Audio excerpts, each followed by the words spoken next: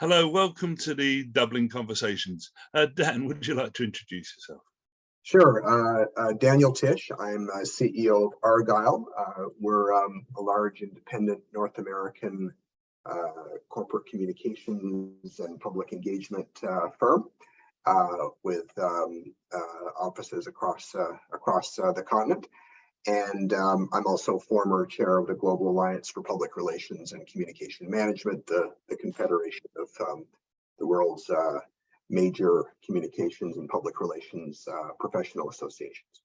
Well, let's go on our journey of what we call our 5 steps to Dublin, and really explore and get your reaction to in a conversation on our journey to what does better look like in our industry? Can we co-create a better future together? Mm-hmm. So we're observing that there's a paradoxical change in the communications industry of greater fragmentation and greater convergence, and where we need to rethink established ideas with the opportunity for new knowledge to create a new window, a new way of seeing the world, and which we can, by co-creation, we can create a better framework of thinking to tackle major issues in our society of growing distrust, divisive tribalism, or not being able to come together to tackle our big challenges. So we're hopefully on a journey of unlearning some of our existing thinking on this journey of what does better look like, and taking our 5 steps to Dublin. Yeah, Andy, I think it's very exciting.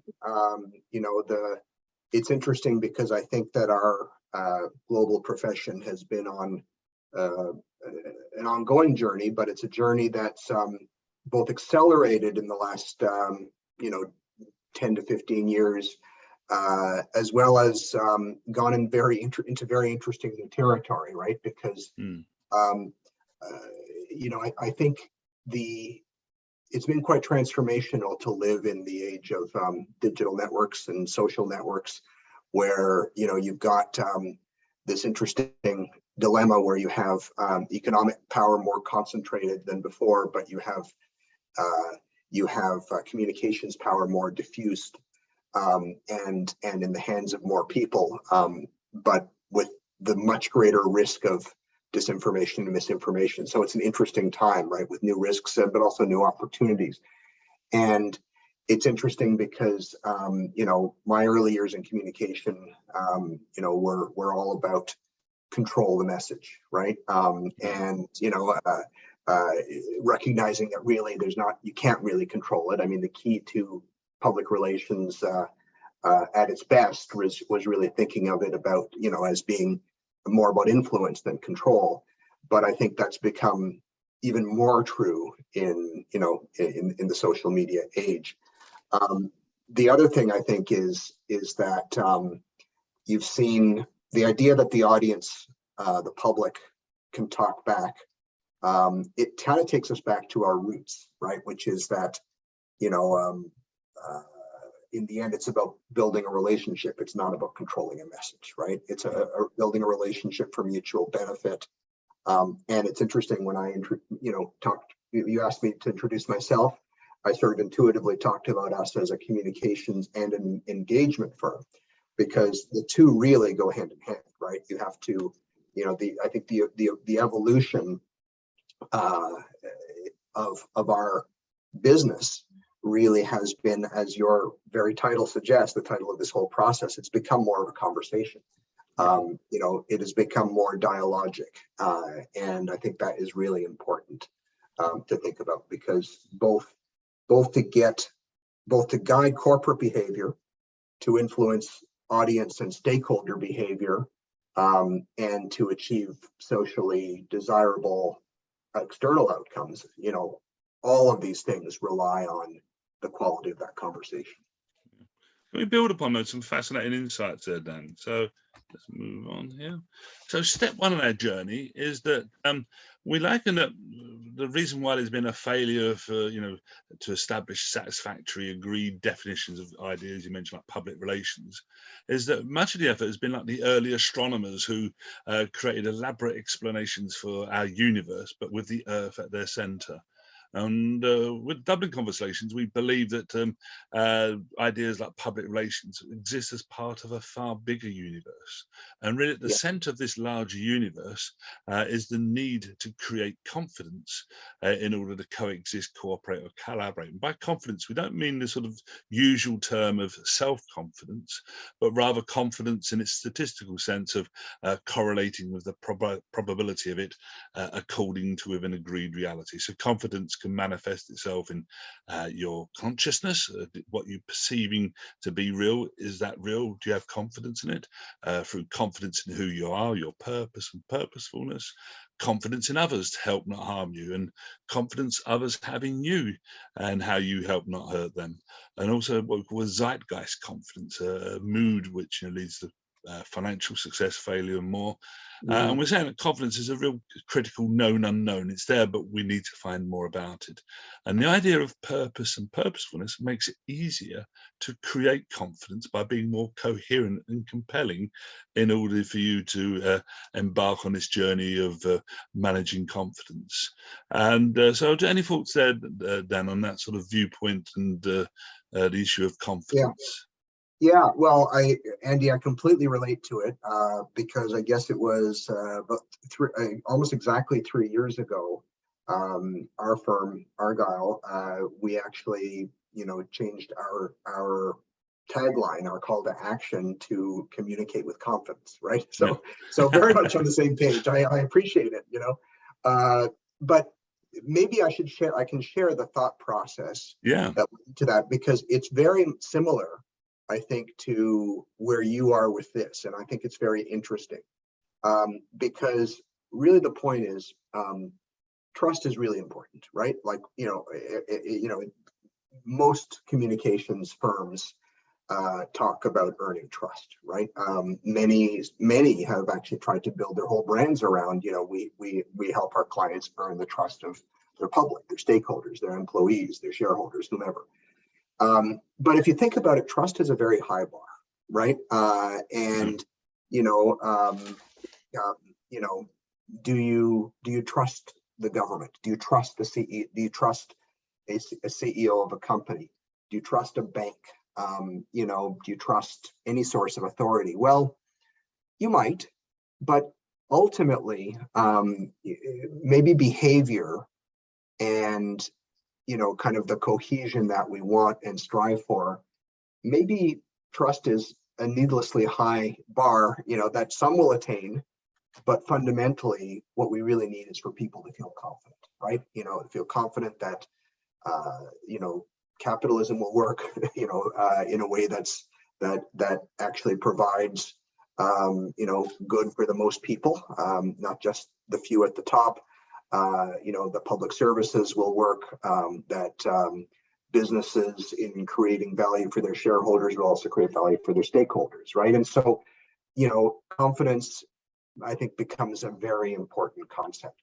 And what I like about it is, to me, it's sort of it's sort of double-sided, or I'm not sure if I said it. It's got two layers. If you communicate with confidence, that means you've got confidence from within, right? And purpose speaks very, very well to that. But the other meaning that I think is very important is communicating with confidence also means you are communicating on a foundation of confidence from your stakeholders. So it's both your confidence as the communicator or the leader, and it's the confidence that you've earned, from those that are important to your success, right? And I think that dual meaning, right? Those two layers are really important to think about.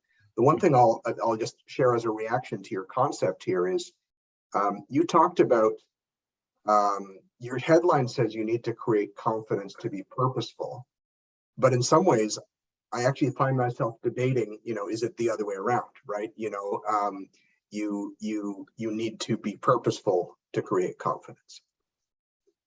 That's a great question. Both may be true. Yeah. So again, perhaps at the very least, a symbiotic relationship rather than necessarily a linear hierarchy, perhaps. Yeah, I guess, and throughout I've looked at your work. We've had conversations about this Yeah, before. I think it's all incredibly compelling and thought provoking. And so there's this whole idea of the outside in and the inside out yeah, that pervades your work. And I think that's kind of interesting because, the question is, does it start from within? This is why we're here. This is why we exist. This yeah. is our purpose. And we need to start with that. We need to be purposeful to create confidence or it'll never work. But also, can you be purposeful if you're not in the business of creating confidence, right? It's an interesting question. As it is indeed. And so going back to your earlier point about earning trust being perhaps nebulous, but also is there a dimension there that the task of earning trust is essentially an input that you, by working on earning trust, the outcome then is confidence. So it's a dividend from, as opposed to, as I say, earning Maybe. trust. Well, what does it mean? If you've earned trust, what's the consequence? What's the dividend? What's the consequences of that? I just wonder if you have any thoughts on that at all, that earning trust is an input rather than an outcome. I don't intuitively, I'm not sure that that's necessarily true, right? Like, if I go into my kitchen and I turn on the water, right, and it works, right, and it's clean. It gives me confidence that our public services work, right? Yeah. Does that necessarily mean that I trust the water company not to make a mistake on my billing? Or to act ethically, or like I might, and yeah, you can argue that there is a very strong interrelationship. Obviously, you have to trust that they're doing the right things and being responsible. But there are a lot of organizations and leaders that we interact with where we may not have to like them, we may not have to even trust them very much, but we do have to have confidence that they're competent and that they will do the right things, right? I think, and obviously if they're trusted, that is they're going to be more effective and we're going to have more confidence. So in that respect, I think you may be right that there's a link, but we'd have to debate that a bit, right? Because I think that the two variables, they're slightly different, and you can have elements of one perhaps without the other. Can I suggest that's a brilliant lead to our next step, which is that 5 rules frame what you need to do to socially interact. And so this is inspired by the work of Professor Daniel Kahneman and other behavioral scientists, so that we're emotionally driven animals. And so the 5 rules of thumb or heuristics are that, firstly, well, again, there's no hierarchy here, but if you're known and noticed, so therefore, if you know of something, you're more likely to say yes to. So therefore, that could be an element of trust, the creator of trust there. And the second area, which is the most overlooked from my experience, is likability. And not in a sort of Facebook sense, but likability can range from emotively liking to respect and authority, and even to the paradoxical, you like to dislike them. And then element there of trust. And then the 4th element, the front of mind, even though you may be known, unless you're like front of mind when people making decision, you may then not be able to be successful in influencing. And lastly, being talked about social proof. So if you don't know nothing yourself, what other people say may influence you. So I'm just wondering, actually, picking up from your earlier point there, that this could not only be what we've perceived as a useful tool for framing what you need to be doing to socially interact, but may possibly, and as I say, inspired by your comment there, give us more insight about delineating what we mean by trust, or how earning trust works. And it could perhaps use some of these mechanics to achieve the task of earning trust. So that you mentioned about the water there. So you know of the water company, you know that last time you knew the water was okay. so therefore there's a known factor there. You like the fact that it looks clean. You trust it, but you know you're still here, still talking to them. Front of mind that it's there in the kitchen. You've not heard negative, like, you know, don't drink the water down because it poisons your neighbour. So I'm just wondering whether and maybe the flaw in my comment about water is there are some things where you probably need both trust and confidence, right? Like, you know, where it's something related to your health or your wealth, for example, your family's well-being, your public safety. But if you think of a transaction that's lower stakes, perhaps, right? You know, right? Does the Netflix subscription, you know, work properly, right? Do you have confidence in your internet access, right? You know, there's maybe a lower level of trust required there. This is interesting. Where I would challenge, I mean, it's a very strong law, and it's rooted, of course, as you say, in research.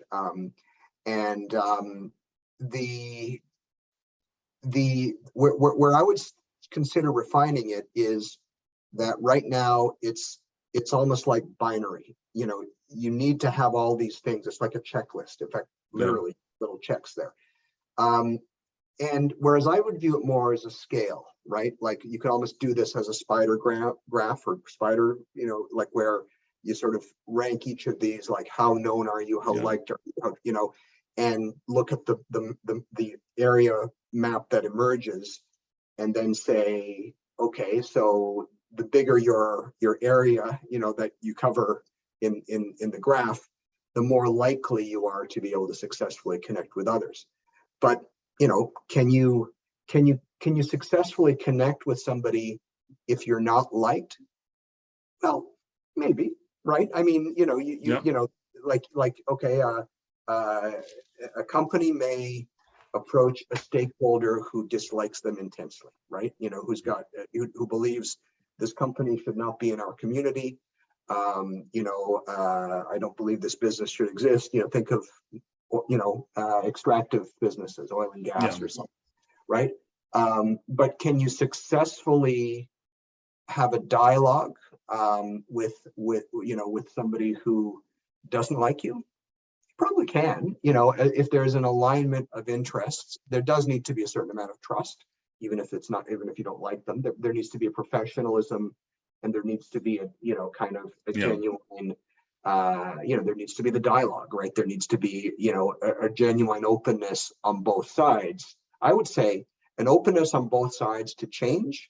That's kind of a precursor for, you know, dialogue. Now, you're not saying dialogue, you're saying connection, right? So anyhow, I would urge you to think about it as kind of, you know, there's a higher chance of success, a higher correlation if you score highly on these things. But you know, you don't have to, it's not just yes or no, you have them or you don't, right? Because, you know, realistically, everything is going to be a bit of a scale. The other thing I'd ask is, what do you mean by connect? You know, to me, that's a bit abstract. So you can say, you know, does it mean to have does it mean, you know, to reach you on the phone, right? That's connection. Does it mean to have a meaningful, I think you mean to have a meaningful dialogue that actually or social interaction, leads to something constructive, some sort of you know, mutually agreeable change. I think you made some brilliant points there, Dan. I mean, you've opened my eyes, at least certainly, that the potential, like the spidergram, because that strikes me there's immense opportunities to establish a number of core models that certain situations will require different weighting on those different elements. So that you might have, say, an energy company should have a spidergram like this, a water company this, and so I think that's an immensely powerful idea you've got there. I better copyright it. You know. But and indeed, as I say, the check's in the post, then, and and again, I think you've also highlighted this issue around trust, that there's clearly a need for greater precision in what is meant by the term, and what you've provoked there is an idea of seeing trust in a three-dimensional sense, of not just sort of across one dimension, but across multiple levels. And again, the more we can be more precise, that offers greater opportunity for more effective social interactions and communications. And maybe the other thing about you said about how do you engage with someone you don't like or trust them, maybe there still may exist at a certain level that you may not like them, don't trust them, but you may at least trust them to have a conversation. So there's maybe some sort of hierarchy there, perhaps. There probably has to be a minimum threshold. So if it's a 0, right, like you can't, you cannot abide being in the room with them. Well, that's you're not going to have interaction. The other stuff is like being front of mind, right? Like we are often in the business of talking to stakeholders where we, or our client, I should say, is nowhere near front of mind, right? Now, again, it depends on what you mean by that. But like, I guess if you mean in the moment, then fair enough, right? But like, there are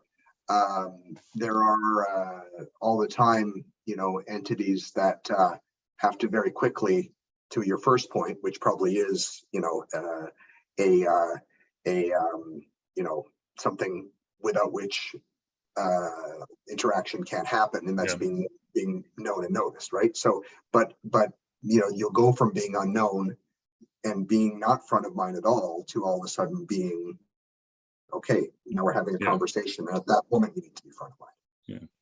I mean, it just strikes me perhaps there's on one level, on one plane, there's the spidergram with the different weightings, and maybe then there's a vertical dimension of degrees of engagement, perhaps. So I think there's definitely some profound mileage there in giving us a better map and structure and framework to both identify our environment, our landscape, and also about good theory that it then helps you make the next step, makes it more predictable and easy to follow. So I mean, great points there. So then elaborating upon that then is in identifying the 5 rules to how you socially interact, that you've then got 5 strategic choices and an evolution of the PESO model.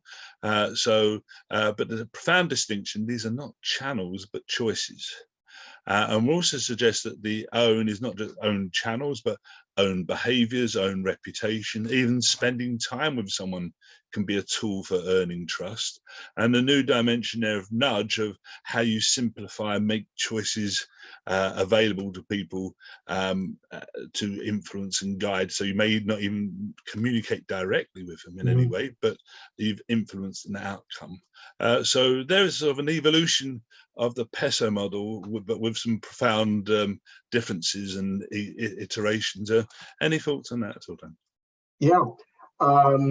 No, I think it's very interesting, and I don't see a lot to critique in it. I think it's very innovative to introduce the idea of nudge, and I like I don't know how different a channel and a choice is, but I do like it because it broadens the mind, right? Like it's sort of saying you've got a toolbox and you can choose the right tool, and the idea, I guess the difference between a channel and a choice is also useful because, as you say, it's not just, we're going to use, a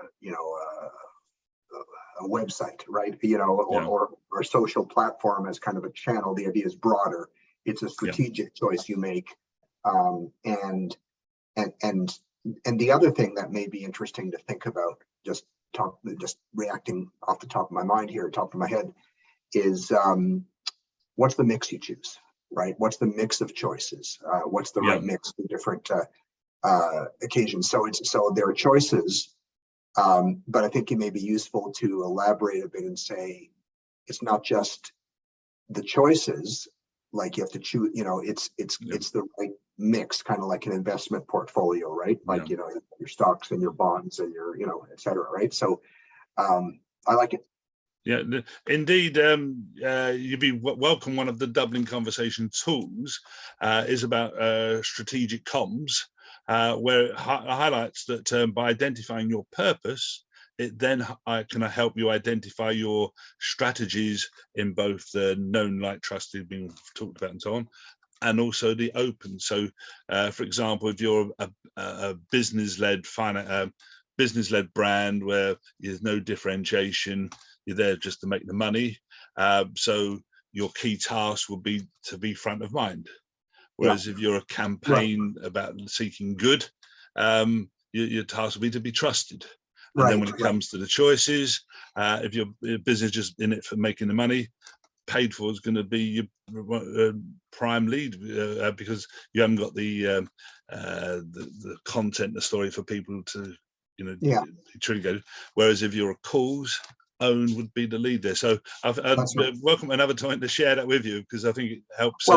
This, I know I like that, and to build on the idea more, like to come back to this idea of trust that we were talking about before. It's sorry if I'm going a little out of order here. Yeah, no. But there's transactional trust, and that's kind of what I was alluding to before. Yeah.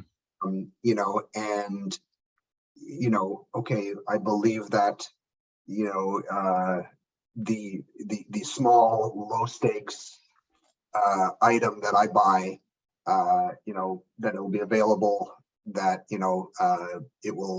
the credit card will go through at the price that was paid, that it was advertised. Like everything works. It does what it says on the tin, right? As you say. Yeah.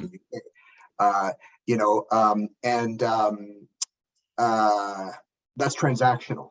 But to get relational trust or values-based trust, that's a higher bar, right? And that is very much needed in some interactions, and maybe less needed in others.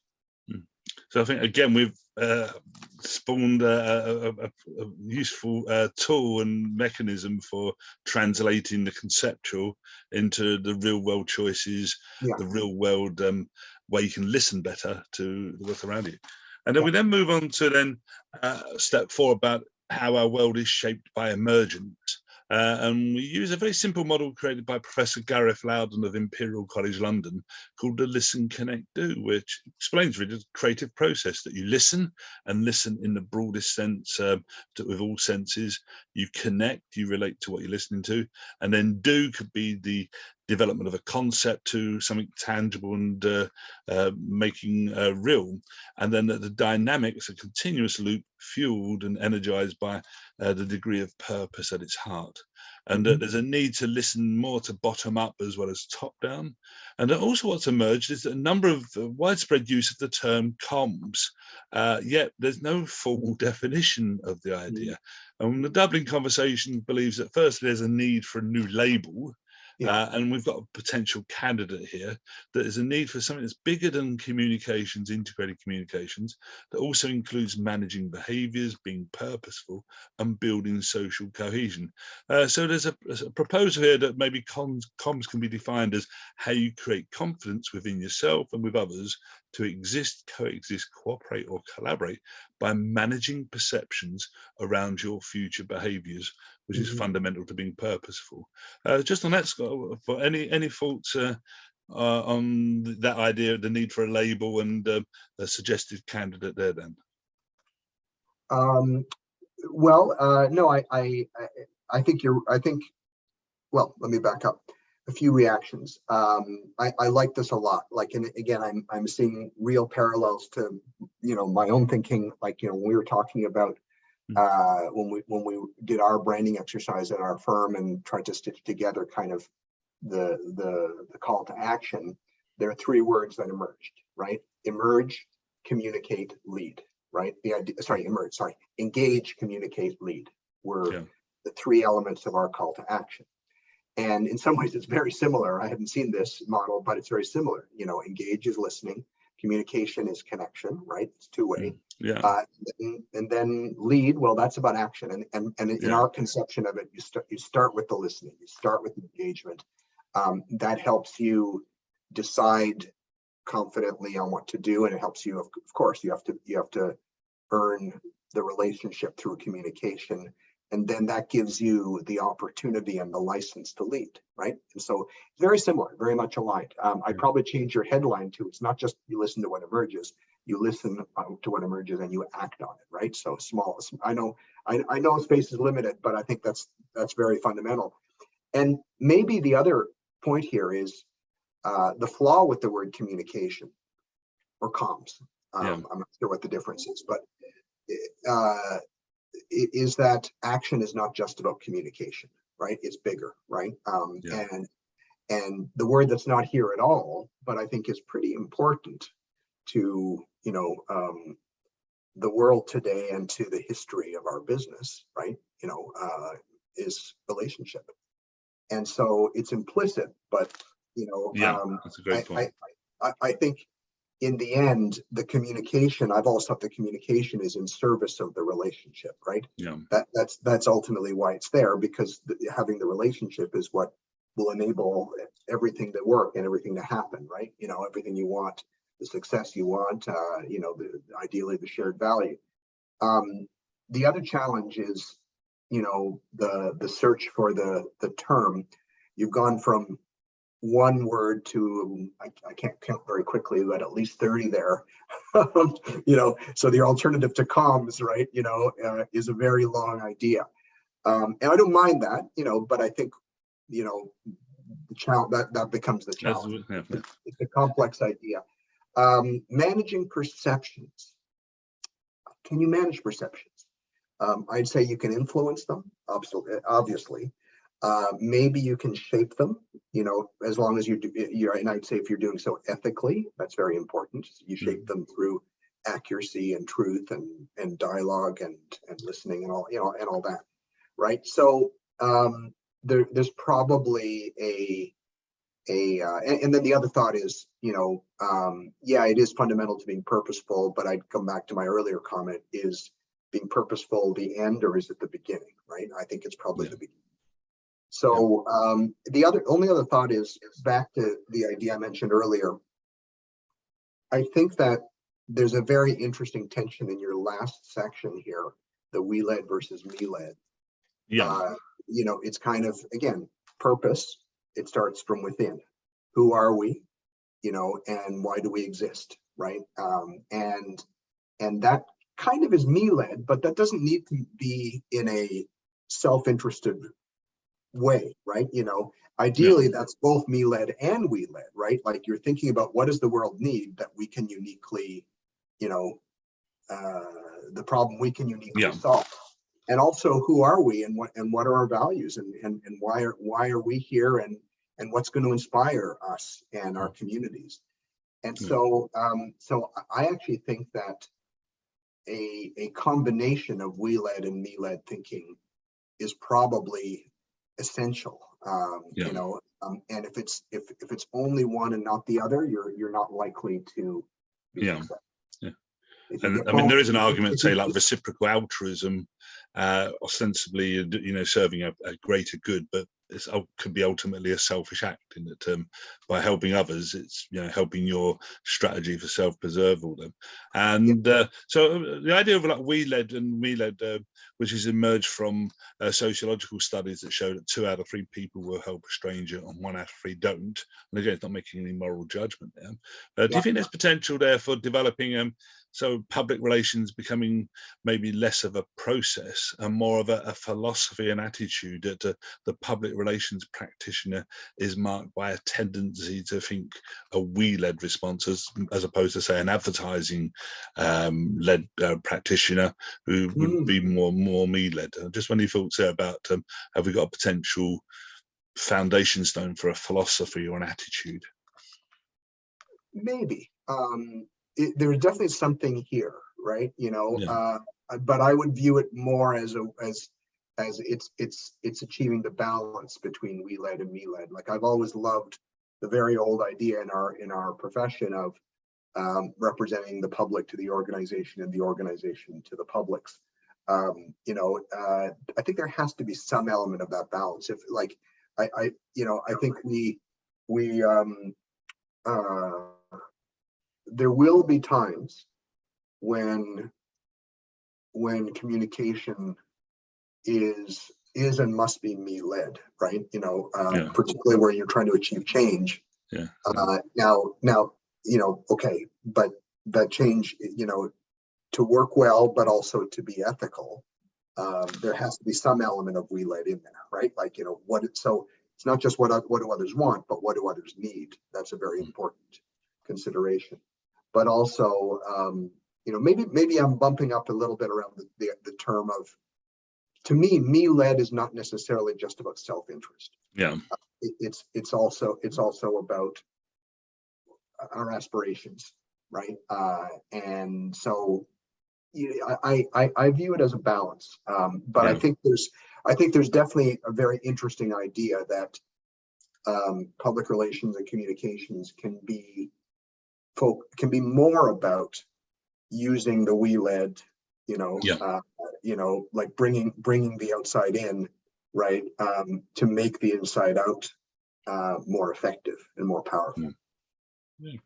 And then lastly, last step of and building on an idea initially created by Professor Jim McNamara in Australia, where he identified a distrust-trust spectrum. At one end, you could be distrusting and therefore disengaged, and at the other end, you could be over-trusting that can lead to naivety. But also, we believe is actually the basis for bias, prejudice, dogma, that you only believe a very narrow view of the world. And yet, at the middle ground is this essential ingredient for society to function of what we labeled purposeful trust zone. That without it, we cannot coexist, cooperate, or collaborate. And it enables you to be open to understanding others. And it's precious because it enables social cohesion. And so is there a need in communications practice to do both earn confidence, but also invest in social cohesion, which has led to the idea maybe of a concept called regenerative comms, where you seek to both earn confidence and replenish and enhance purposeful trust in the wider social fabric. Just want any thoughts on this stage? Yeah, I love this. I think it's a very strong idea. I like the idea that what you're after here, is it's earning confidence, but it's also repairing and replenishing and enhancing, the relationships that make up that social fabric. So I think that's very important. I think we do need to be in the business of both earning confidence and investing in and achieving social cohesion. The challenge I would pose to it is sometimes it's not just about cohesion, it's also about social change.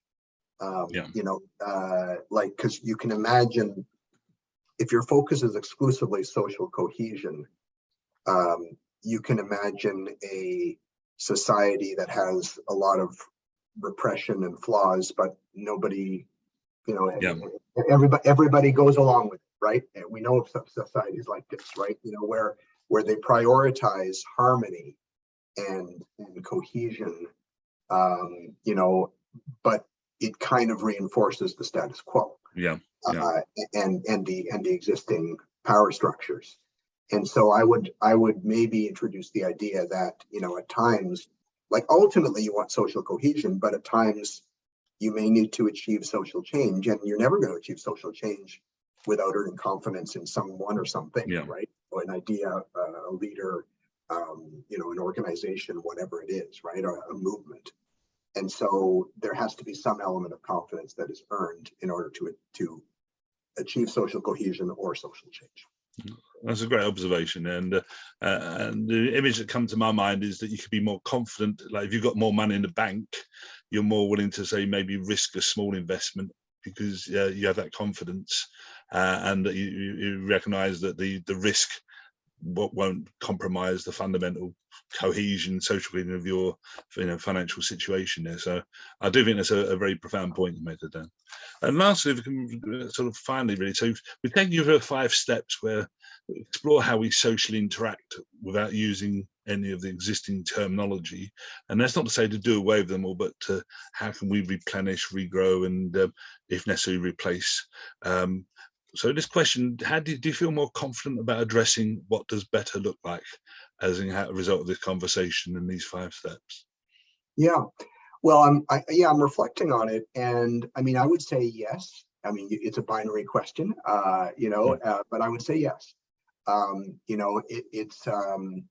think it's really helpful and really healthy to have these Dublin conversations, and I think that intuitively it feels like you've landed on a very coherent, logical, and effective sequence, in the thinking, the idea that, it starts with purpose, that,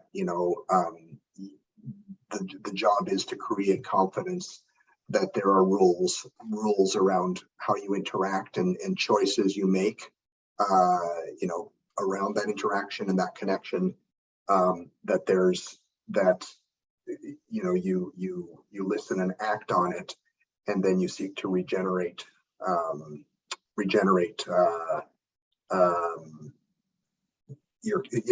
to be a regenerative force, social cohesion, or a positive force for social change. Yeah. So that's roughly, I hope I've hit the right. Yeah, no, I can. Notes. But I think that there's something strong in that logical flow. I think it links together very well. And we've already discussed and emerged many interesting new ideas and additions there. As an overview, is there like one or more things the Dublin conversation should be doing different, do you feel? Oh, I don't know. I wouldn't presume, Yeah. Presume ahead, sir. Presume ahead. Oh, well, look, I mean, we had a wonderful conversation about this. I think it was about a year ago. I forget exactly what it was. It was a while ago. So I probably need a little bit more knowledge about everything you've been doing in those hundreds of conversations. So I guess what I'd say is, ultimately, these are wonderful conversations, and I think that you've done some amazing work in trying to actually make them actionable, right? Like tools and approaches that can help people think through them. And so I would keep doing that, right? And I'd also see if you can just ensure that you what's the word, that to come back to the model itself. Yeah. You get more known and noticed, more front of mind and more talked about, right? And that's probably achieved principally through connection with organizations, institutions, institutes, whatever, that can help spread the word. If we can get this sort of thinking into the world's professional bodies, and see them as, I'm using this to make my members smarter and more effective, there can really start to be some traction here. So I think collaboration with the Global Alliance and the many other groups in our profession, I think would be really valuable here. Dan, thank you so much for an enlivening, stimulating, insightful conversation. I've certainly grown immensely from your inputs and ideas there. So a massive thanks from the Dublin Conversations, and good luck in the great work you're doing out there, Dan, as well. Thank you so much, Andy. I really appreciate it. It's great to see you again. Okay, just switch.